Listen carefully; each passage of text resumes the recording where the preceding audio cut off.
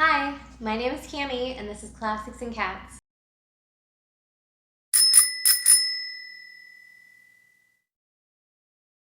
Okay, so it's been quite a long time since I filmed a video or posted a video, so I'm going to try to get back on a really good schedule and be better about posting, uploading, so we'll see. But just to catch everybody up, I don't know if anyone follows me on Instagram, but I did post that my sweet cat Mason sadly passed away a few weeks ago, so that was really hard, and it was hard on all of us because he was a big part of our lives. So during that time, I did not want to read anything heavy. I didn't want to read anything too depressing or too cerebral where I really needed to think about it. I wanted something easy to read and lighthearted and fun. So I picked up A Little Princess. Um, so it was perfect. For me, children's classics are exactly what I want to read when I am sad or hurting or I need something uplifting, and this did the trick for sure. Also, I should note, while let me back up. So when Mason was sick, toward the end when he was very, very sick, someone at work mentioned, I just happened to overhear a conversation where he said, does anyone want a white kitten? And me and my friend both heard him, and she's a cat lover too, and we both turned around and we were like, what? And so apparently, shout out to Evan, his wife was out on a walk with their kids, and this little white kitten followed them home, and she sent him pictures, so he was showing us pictures at work. And I said, you know what? I feel like this is a sign. Let's go meet this little guy. So we went and picked up this kitten. So him and Mason got to know each other a little bit before Mason passed, which was really sweet. Pip. So now we have Pip, and I'm hoping that you guys can see. Let me grab him. Come here, buddy.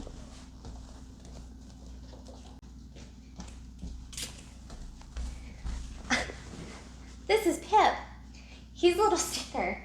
This is his first time down the basement, so he just wants to explore. But he is a sweet little thing, aren't you? But he's also very feisty and playful, which he's a kitten.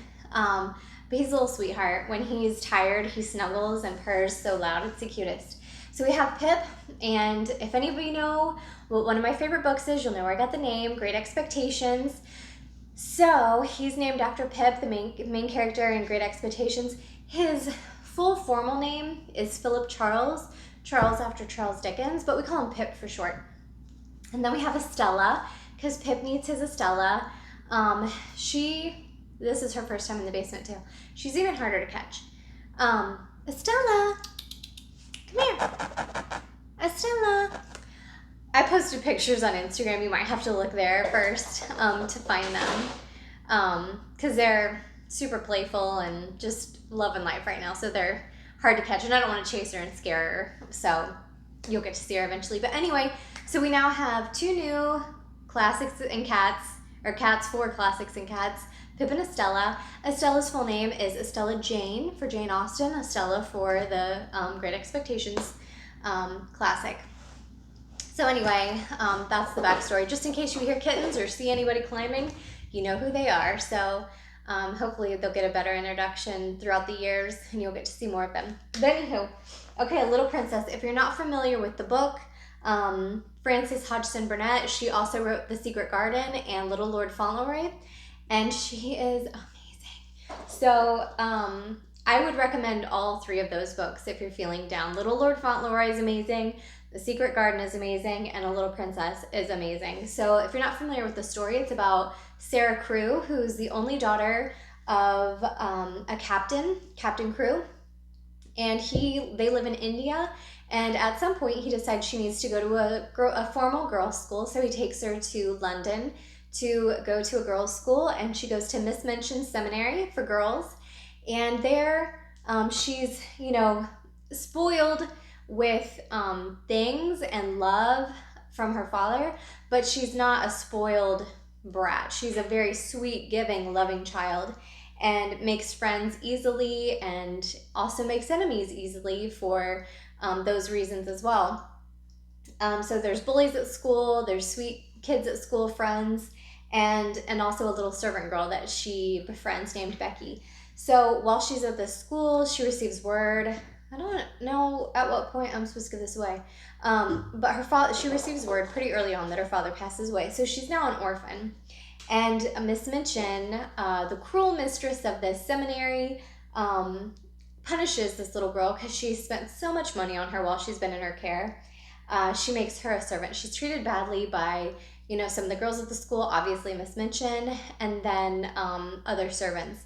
So it's about her life as it changes and has this giant shift, and whether her kindness and goodness remain when she's taken from this very blessed station to, the poorest of the poor, if she maintains that kindness and generosity of spirit. So it's a really good book. And also, so I grew up on the Shirley Temple story, or the movie, the Shirley Temple film, A Little Princess, and I loved it, of course. And then there was also a, I think it's BBC or a made-for-TV adaptation from like 1987, around that time, that if any of you grew up watching feature films for families, they produced it, and that one was good as well. And then there was a newer, like 2009 adaptation with Liesl Matthews, and I love that one. Visually, that one is stunning. It's beautiful. That one's really good too. So I recommend all of them, but I would say the one that follows closest to the book is actually the 1980s version, the made-for-TV one. That follows very closely to the actual book story. They're all good in their own ways. Of course, sweet story. They capture the general overarching theme of the book, but the one that's closest to the actual novel is the 1980s one. But so if you are looking for something heartwarming and sweet, I definitely recommend anything by Frances Hodgson Burnett, but also A Little Princess for sure. I was very glad to read it. So it's good to be back. I hope you were all doing well, and let me see if I can catch Estella really quick. Estella, come here. Oh, Pipper. Okay, this probably won't last long. This is Estella. She's absolutely beautiful, and she's so sweet, and she's the softest cat I've ever felt in my life. But she does not like to be held. Pip, stop. Okay, I better go before they destroy the place. But yeah, it's good to be back, and I hope you're all doing well, and I hope I see you soon. Bye.